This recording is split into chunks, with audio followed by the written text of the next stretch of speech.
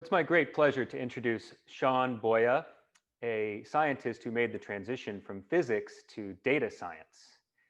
And data science is one of the most important and lucrative fields in science today. Thank you so much for joining us today, Shawn. Oh, I'm Shawn. I'm a data scientist for a healthcare company in South San Francisco. But I like to think about lots of different things. And I think probably the best way to look at this is I like to make good decisions.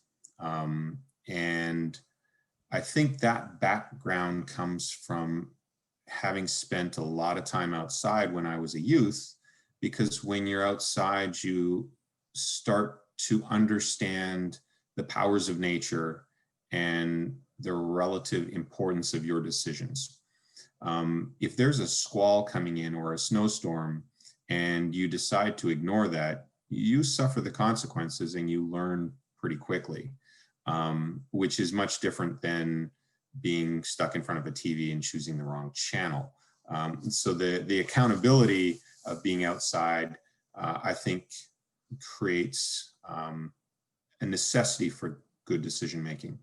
And personally, I'm kind of drawn to the hills, so I spend time climbing and backcountry skiing, mountaineering, ice climbing, bouldering, mountain biking. I spend a lot of time outside, and all of these activities have a pretty high degree of risk. And part of the reason why I'm willing to accept that risk is because I feel that I'm using knowledge to my benefit such that I have enough control of where I am and the situation, which can involve my own skills, the weather, the snowpack, the ability to see changes in rock, all these sorts of things that factor into when you're in the hills to stay safe. I'm willing to take that risk because I feel that I can use knowledge to my benefit, allowing me to be there with a good margin. And that being said, I don't like to push that margin too far. I feel very strongly that mistakes aren't worth it because they cost. They can cost 6 months, as it did when my collarbone ended up in 4 pieces from a blown jump mountain biking, or in more severe examples, they can cost a lot more. Say if you underestimate the conditions when you're backcountry skiing and you're in an avalanche zone.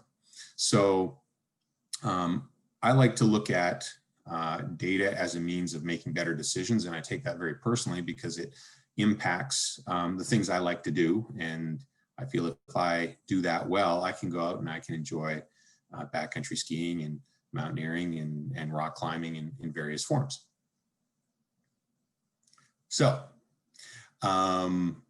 shall we get going with what I wanted to consider today, which was around how we make decisions and how we use data to improve our decision making.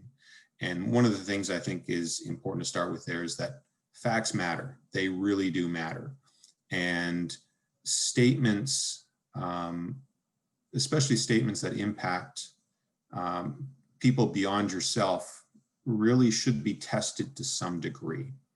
When we're talking about creating a medical device for a patient, we have to demonstrate to the Food and Drug Administration that the device will be effective and that it will not harm the patient, and that every device is going to be the same.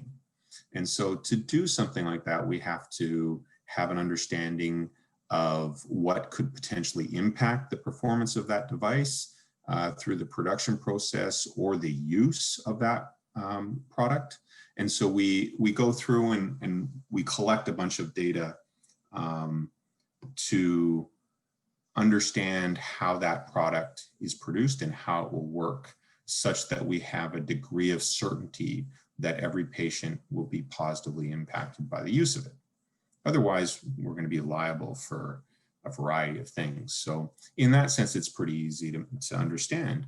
But the example I think that I'll end with today, and I'll hopefully not overrun the time, is one that you probably all have heard in terms of the economic impact of the Trump regime having stimulated the economy. And that has a very large impact on how we perceive this regime. And I use that word intentionally. And it's something that we can also test. We know the economic output of this country each quarter. That's measured quarter over quarter. That means we can go back and test this hypothesis and ask the question if the statement is true. And that's very relevant because now we're getting away from our subjective bias with respect to that person or that party, or what views we might hold on the economy, and we're using data to understand if there is something to that statement. And if that statement is true, well, that's good to know. That's you then can say, hey, that person has a right to claim that statement. However, if that statement is false, we need to hold, especially leaders in the political realm, accountable for that. But this also has an impact within organizations, say, that make medical devices. If the statement that the product is effective is not true, well, then we get into that liability scenario. So we want to consider that. I think this one is probably more interesting to start with. As I alluded to, in terms of that, I like outdoor adventures. There's some on here. I think if we go left to top, here we have a traverse of this ridge. It's about a 20-kilometer traverse up on the ridge. This is on the Swedish-Norway border. So I like to go backcountry skiing. The second photo is from a well-known rock route in Kalymnos, Greece, which is pretty steep. And then we've got another very steep, well-known rock route in Spain. So these are all places where you can see the consequences if you make a mistake are going to be pretty high. You don't want to fall down that couloir, and you probably don't want to fall off this, though it's not as bad as you might think. If you take a 30-foot fall into the air, falling doesn't hurt. It's hitting something that hurts. And some other fun things I like to do is climb on small pebbles. We call them pebbles, about boulders. And the photo here is taken in Sweden some years ago, and it was really cold. It was about -15 when that photo was taken. And we're sitting out there trying to stay warm in down jackets and whatnot. And this one here is kind of interesting. It's a retreat from a peak in BC in the Pemberton Range. We got caught in a squall and we were forced to down climb, not having a whole lot of visibility. And then we get over to this beautiful face in Smith Rock in Oregon, back to Squamish, climbing up some peak with saxifrage in the background. This is the Keeler Pinnacle in the Whitney Group here in Southern California, and that's a photo because we actually made it to the top, because sometimes that's fun to do. So, these are all sort of activities that I was alluding to before that I take quite seriously and have a lot of fun doing, but I feel like I can do them because I use knowledge to my advantage to understand what my capabilities are and what the risks are, to try and minimize the risks such that, I'm not going to be benighted on some ledge somewhere and have to spend the night shivering and cold, so I can go out and play the next day. And I use the same approach when I deal with data for organizations, or if I'm trying to answer the question like, what about the GDP over the past 4 years? Okay, so as I mentioned, facts matter, and it's important to test hypotheses. And one of the things that I think I'm going to mention just quickly here is the define, measure, analyze, improve, control. And the reason I'm just going to do that really quick is because I want you guys to have heard those words put together, because they are part of a paradigm of how we approach using data to improve things.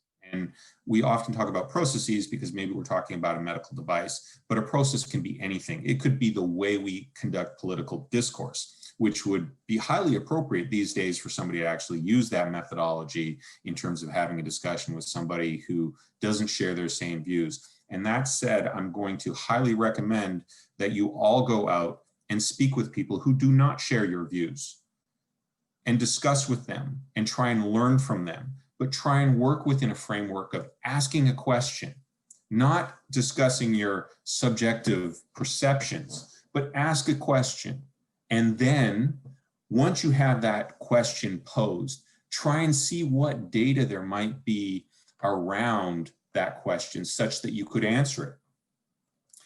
When you've got the data, now you can do some sort of analysis. Now, depending on what the question is, how you collect that data and how you analyze it is going to be different. But we're saying we're going to pose a question to people who have potentially different ideas to begin with, and we're going to collect some data, then we're going to analyze it. And then if we're talking about a process, the whole thing is we want to improve it over time. So we would prefer not to have a coup at the Capitol or an insurrection. So, how do we change public discourse to avoid that sort of thing? And so you can say, well, how can we modify our conversations with people who do not have the similar views such that we have consensus at the end of the discussion in terms of either we disagree or we agree, but we have come to some sort of conclusion. And then we want to check to make sure that works so that the next time we have a discussion like this, that it is effective, that it wasn't just a one-off scenario where because of the two people involved, that discussion had a reasonable conclusion, but that we've implemented a system of communication such that whoever we talk to, we could invoke this methodology to have a more productive discussion.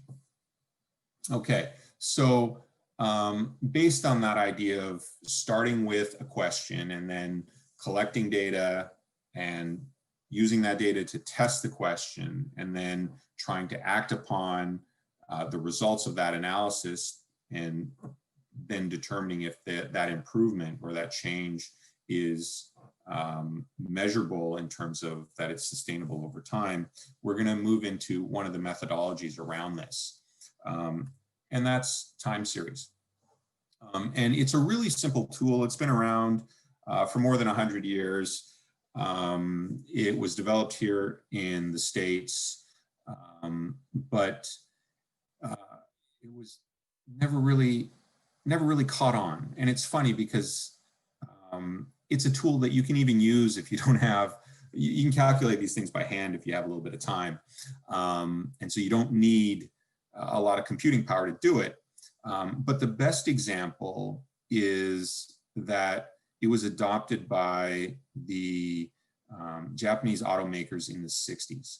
And they were trying to figure out a way to compete with in the American market, and they needed an advantage. And the advantage they were looking for was, how do we improve quality? How do we create a product that has fewer defects over time? And this is exactly what the Short Time Series enables. So I'm going to just kind of walk through a graph that I have here, which comes from some work that I've done in terms of trying to improve the rates at which we can release samples for transplant patients.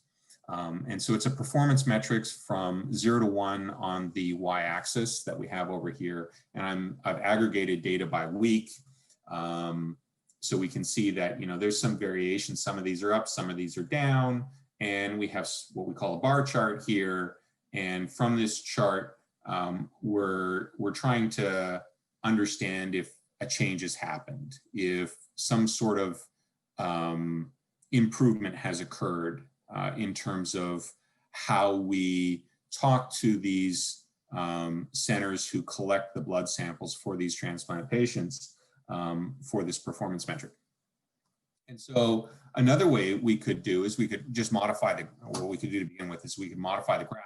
Instead of showing a column chart, I'm just showing a line chart here now instead. And when you start to look at these two charts, my eye at least catches that it looks like this is decreasing. But that's subjective. It may be that Milo has a different perception of that. He might see something different. And so one of the things that I've worked with over my career is to try and make sure that we understand the same information from this graph, right? So that we come to the same conclusion. And it's very difficult to do that if it is, what do you think, Milo? What do you think, Shawn? It's much easier to do that if we use some sort of statistic that is defined in terms of the interpretation of the data. And so here again, I'm showing on the top the time series as a line chart, and then I'm showing it on the bottom half of the slide as a Shewhart time series. And what this does is it looks at the variation within the data set to determine if there is a statistical anomaly that would suggest a change in the process. And what we have here is the mean of the data, which is this blue line. And then the statistics tells us that at this point, at this juncture between work weeks 38 and 39, we have a decrease to a lower mean. Now, we have some bounds on this. You can imagine these as confidence intervals. And so we have a lower bound that says it's somewhere at about 0.76 and an upper bound of about 91%, where our mean is at 84. And what this allows us to do is to say that our expectation moving forward is that the data will reside somewhere between 76 and 91% for this performance metric. And most likely it's going to be centered around the mean at 84%. And so that means it's actually a predictive tool that we've created here. So we went from a very simplistic bar chart where it was free for any one of us to interpret what was going on in the data in just a couple steps to a statistically defined break in the data that occurs right here, and an understanding of what the future may hold with a confidence interval. So this is very powerful because before we were just guessing, but now we have a prediction and we have a prediction range. And so this very simple tool has been implemented extensively by Toyota and Lexus being their upper end brand to produce the highest quality vehicles of any auto manufacturer. It also has allowed Toyota to become the largest auto manufacturer. And that may vary one or two depending on who's merged with who recently. But they're at least, I believe they're the largest, might be the second largest. And so this tool allows a means of controlling things much more effectively than if we were to just eyeball something. And so I've worked extensively with trying to implement this into processes for helping people with healthcare. So we'll skip through to the next slide where we have some examples of these.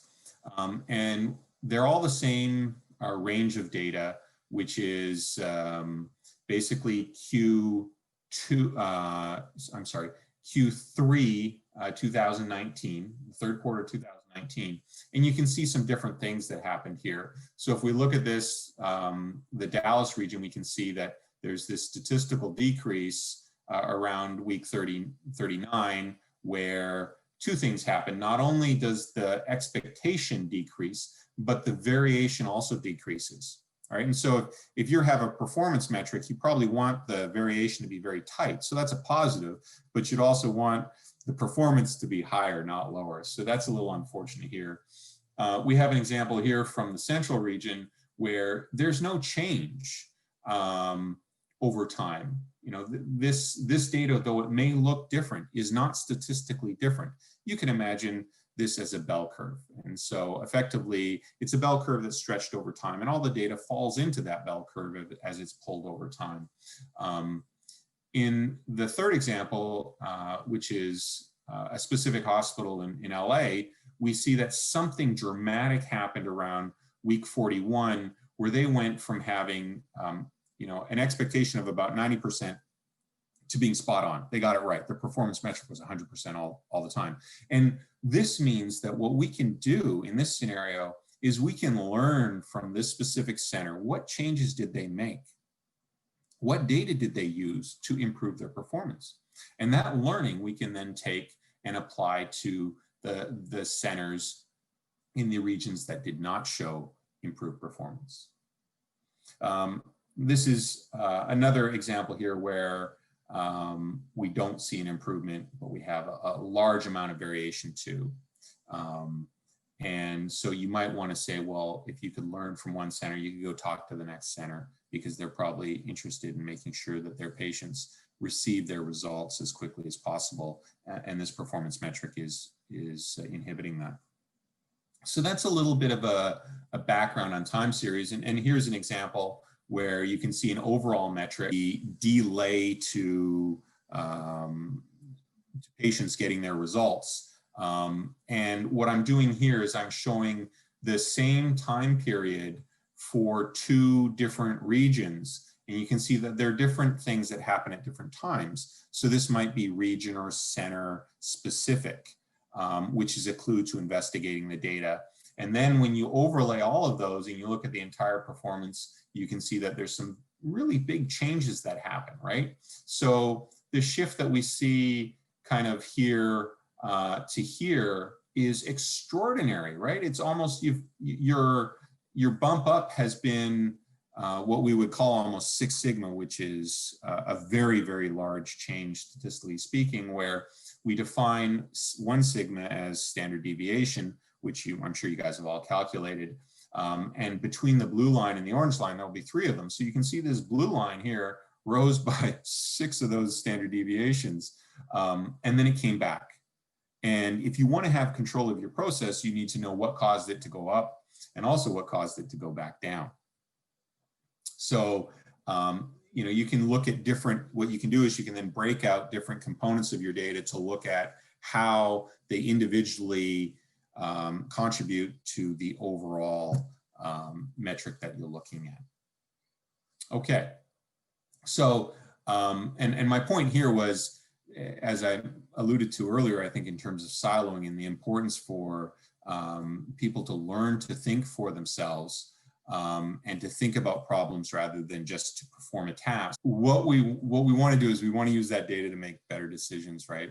And if we're not acting upon what's actually causing the change or the variation, then we're not making very good decisions. So that means that what we should see when you look over all of these 15 or so regions that we have across the country is that if you're going to see this metric come down, all of these have to go up. The performance metrics have to go up so there's less decrease to the time that it takes to for the patients to get their samples. So we should have explanations for each one of these bumps upward that then correlate to the changes that we see in these vertical blue lines here.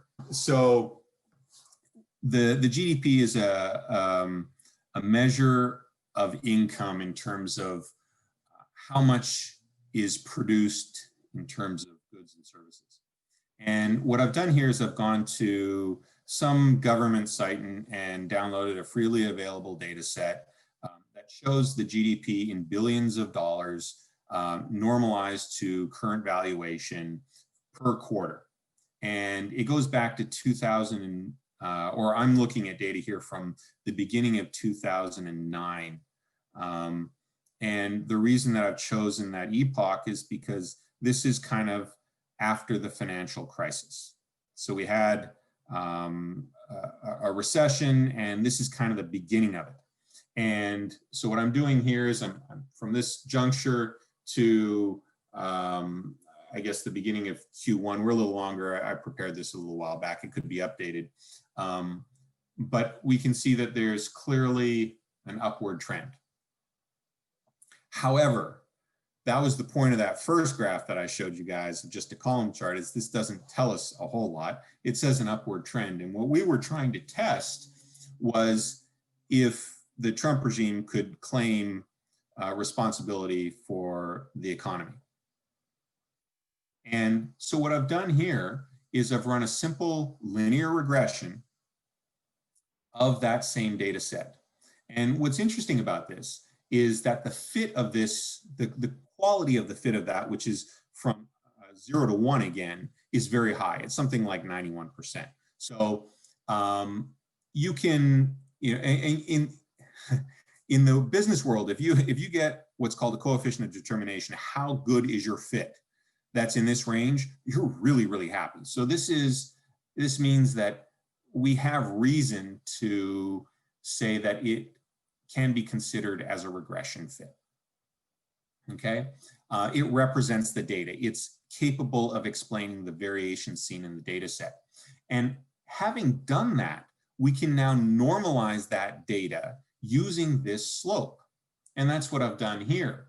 And so for this same time period, I'm effectively just taking this slope, which you see here across the diagonal. It's almost a 1 in terms of the way that it's plotted on the scale here, and transpose that such that the data has a transpose to horizontal that we see over here. And then I've run this statistical tool, the short time series, to determine if there were any changes in the economic gross domestic product over that time period from the end of the financial crisis until about now. And what we can see is that there was a drop off. Then there was an election and President Obama was reelected. And about that time, there was another drop off. All right, so we can see that this mean, that blue line that we just went through in those examples, my performance metrics for patient samples, where the blue line was the mean, we can see there were two consecutive decreases when we normalize based on this very good fit here. And then, since you're only allowed 2 terms as president in this country, and that's written in the Constitution and not negotiable, you could pass that information on to maybe 70 million of your fellow residents if you have an opportunity. So we had another election, and at this point, we have, as might be expected, a transition in government. And that is known beforehand. Like, we know that you only get 8 years. So half a year before that is generally called a lame duck session, and not a whole lot happens. And you can see that there was another downturn here. So it got even lower. So now we have our 3rd consecutive reduction in economic output, even though over time it's increasing, but this is important to understand. We normalized it here. And so we have the election of Trump. And what's interesting to see here is that for the full first year, there was no improvement in the economy. In fact, this is the lowest point in GDP over the past decade, which would suggest there's no way you could claim, during the first year anyway of the Trump regime, that the economy was improving. That's outlandish. And if we use data as we have very clearly seen here, we now have a much more, we may have a much improved understanding of that statement, that it is simply hogwash. And that means we can hold the people saying that accountable, right? Now, rumor got around in Washington that they were going to pull a little corporate tax cut. And this meant that I think there's about a 15% reduction for companies in terms of the tax bill. So from 30% to about 15%. So there's a whole lot more money that's going to be in the pockets of companies. And the argument against this was that they're just going to use this to buy back stocks, which only benefits the executives or the elite already, the people in the upper echelons of the organizations. But what we see here is something different than that. It is not simply that all, or the 50% reduction from 30% to 15%, and I'm just speaking roughly there, in terms of corporate tax, was simply put into stock options that executives got. That's not the way it went, right? Because again, the data tells us that this resulted in the highest level of GDP that we see. Well, first it increased it, and then it got even higher, right? So the corporate tax cut looks to correlate in time at precisely the point when the economy actually started to improve, relatively speaking, right? And so that would suggest that the Trump regime, their tax cut plan actually did have some positive impact on the gross domestic product. And so this is now a much more nuanced discussion. The first year, the election of Trump did not at all impact the economy in a positive way. However, when the corporate tax cuts were passed, it appears to have been much more than simply a buyback of stocks for the rich. It appears to have driven economic growth, as the GDP was statistically higher than at any point after the financial crisis. And then COVID happened. And that's what we see here. And so if you're wondering about my interpretation, well, part of the idea here is the consistency of it. So I'm putting in time here right when this happened. It takes a little, this is a quarter, 3 months, so it takes a little bit of time for the consequences to happen, but something definitely did happen after that. It's very different before and after. Just like we can see the economy was running very nicely, GDP was the highest in a decade, and then we have COVID, and we have, again, because what I'm trying to point out here is the subjective that different political impressions have or perspectives have. One, that tax cuts are simply good, that having a right of center government is simply good for business. It's not that simple. It's much more nuanced. The idea that, you know, a corporate tax cut is simply going to benefit the elite is not a fair statement. And so we have to have a more nuanced discussion that we use data to try and answer those questions. Let's pose the question rather than make a statement, and then let's try and use data to answer it. And so when we have COVID, you can see that we have an absolute crash. And that's because our economy's completely changed. We don't behave the way we did, you know, a year ago now. Things are completely different. We have Zoom calls instead of standing in front of you guys. And, you know, maybe at some point we'll get back to that. I hope it's soon. Because it's much more fun to actually talk to people in person. There's a vibe, you know, we all feel that vibe when we're in a group, especially when it's a positive discussion or a positive group. And so one of the things that happened there is we started to talk about, you know, after in the summer, this annualized rebound. And I'm going to show you in the next slide why that's a joke. Or not a joke, but it doesn't, people were talking about a 30% annualized increase. It doesn't matter when you're coming off the bottom. And so this is a little more of an advanced analysis here, but the takeaway I think is pretty straightforward. What we're looking at in the upper graph is a regression fit of the actual GDP. And then we can see COVID is these last 3 points here, right? And then in the next graph, what I'm doing is I'm predicting, so the model is slightly more advanced than the time series or the linear regression. It's an auto-regression model. I'm predicting forward economic output. And I've drawn a line at roughly where we were when COVID hit. And when we get back to that point is not until 2022. So from the modeling and what you've seen here, maybe it feels like the vaccine is about to be distributed, even if that's being bungled terribly. But maybe we're about to get vaccinated sometime in the near future. However, in order for the economy to start to rebound, it's going to take at least another year. And that means that the importance of the political discussion around understanding the data, providing support to people who actually need it to keep their rent paid or their groceries paid or their businesses open, we have to have that support, because there is, if you look at these models, they're all relatively accurate, right? Like you can look at how well over time I've been able to predict the actual GDP. And you can see this is all centered around 0. That means at each one of these points, the model that I built was quite accurate in predicting what the GDP was. You have to verify your model before you show it to anybody. And when we have COVID, the model goes all crazy because you can't predict this sort of stuff.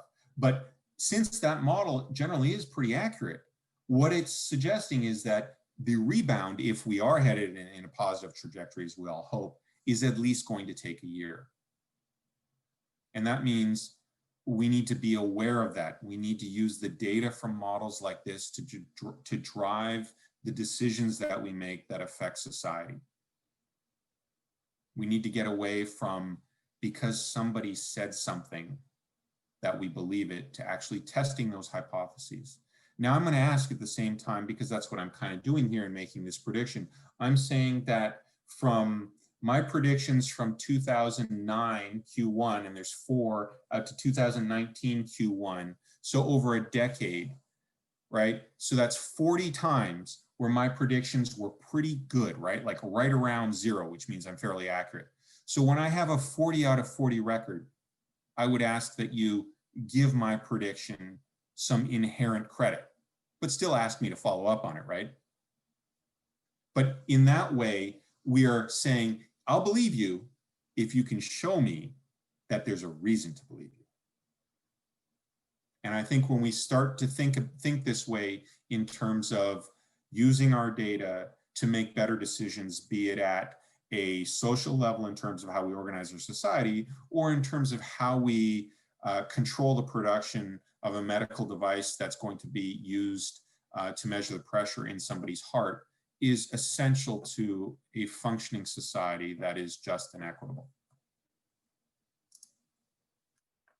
And I think that was about it. Well, thank you so much, Shawn. So we'd love to do a Q&A, but do you have to go? Yeah, I think I've run over, but okay. I was exciting. So let's do it this way. Let's try and keep the Q&A to 11 minutes. Okay. 10 minutes, just quick, because I post a lot of things and it's only fair, and I'll just have to atone for being late to that meeting. Okay, well, thank you so much. I really appreciate it. Carrie asks, how accurate are these sorts of graphs at predicting the general path of near future statistics? And how often, ignoring serious events like COVID, do they get it completely wrong? So I think that's what I was trying to allude to at the end. If somebody's going to show you a graph like this, they better show you the residuals. That's the green plot on the lower third, where you have a comparison between what the actual and the predicted was. And that's effectively the quality of the model. And without having done that, you can't validate that your model's worth anything. And so that's what I was pointing out there, that, you know, within, so the scaling is kind of, let's say, we're talking about changes on the order of $1 trillion, right? And I'm saying I'm kind of within 250 million. So that's pretty good, I think. And so that means this is a relatively simplistic model that provides some validity when tested. Carrie also adds that she's had to remove all the door stops on her doors since her cat loves messing with them. Yeah. Maybe there's an idea for somebody to create a cat-proof door stopper.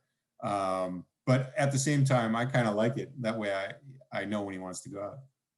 And while we're waiting for other students to finish typing in their questions, could you just talk briefly about your transition from being a physicist to being a data scientist? Yeah, I think if you're going to do physics, you have to have data. And if you're doing research physics, you have to publish. And I would say that the motivating factor there would be if you do your statistics well, namely, and I think there's a, data science is inherently meshed with statistics, because if your data isn't statistically valid, it doesn't mean anything. So the two have to go more together. There's multiple parts of data science. It's collecting the data, it's pre-processing the data, it's analyzing the data where the statistics comes in, and then it's displaying the data. So there's really 4 different steps there, but any decent data scientist has to be able to do all of those well. And so the learning for me moving from physics was, if I understand the statistics better, I can do fewer experiments and get more information out, which means that I can solve the question at hand with fewer resources, which means I can apply those resources to more questions, which is inherently beneficial for people trying to do research. And what are some examples of how data can be used for social justice? Yeah, so let's look at that, right? So if we look at distributions of crimes by ethnicity,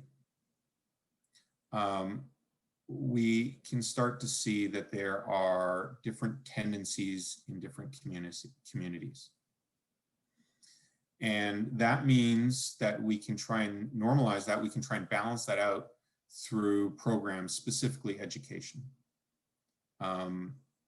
And, you know, I think that's a great example of what we saw at the Capitol with this insurrection, where I'm just guessing here, but the level of education of that mob, I guess, was probably not very high. And if we can provide resources to people that would then fall into that sort of trap to not just learn to think better for themselves, so that they can differentiate arguments that may or may not be factual, but also to give them tools to better provide for themselves in terms of a changing economy, you don't have that sort of problem. And that same sort of argument can be flipped around and applied to other communities that may have problems in terms of gun violence or drug use.